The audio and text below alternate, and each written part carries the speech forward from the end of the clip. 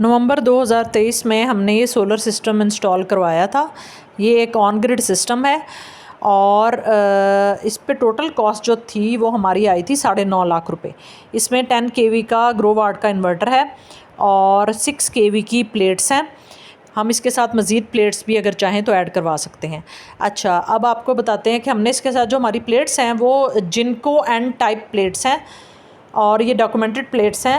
L2 structure है और ये टोटल 10 प्लेट्स लगी हुई हैं। हर प्लेट जो है वो 585 वाट की है। ये हमें जो है वाट पड़ा था 62 रुपये के हिसाब से और आज शायद ये है 42 या 43 रुपये।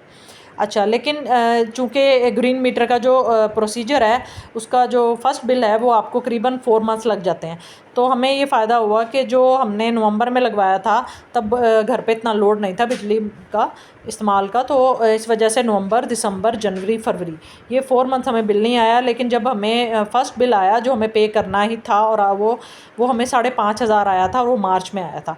अच्छा, फिर जो अप्रैल में हमें बिल आया वो हम सरप्लस में चले गए और वापडा के पास ही हमारे यूनिट सब पेंडिंग पड़े हैं। तो जो अब लगवाएंगे जो लोग, अब सोलर बहुत सस्ता हो गया, प्लेट्स बहुत सस्ती हो गई हैं। इन्वर्टर का रेट मुझे नहीं पता लेकिन प्लेट्स बहुत सस्ती हो गई हैं, कहाँ 62 रुपये और कहाँ 43 रुपये।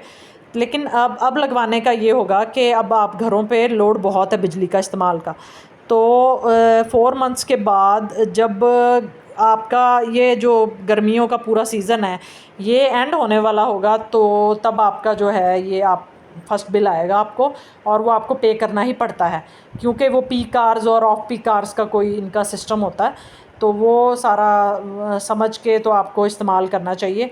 लेकिन ये है कि हमें एडवांटेज ये हुआ कि अब हम गर्मी में बेफिक्र होके जो है एसी भी चला रहे हैं और हमारे घर में पंखे और LEDs और ये सारा कुछ जो है बिजली का इस्तेमाल, ये हम अब उसमें इतनी परेशानी नहीं है जितना ध्यान से हम पहले जो थे केयर करके यूज़ करते थे।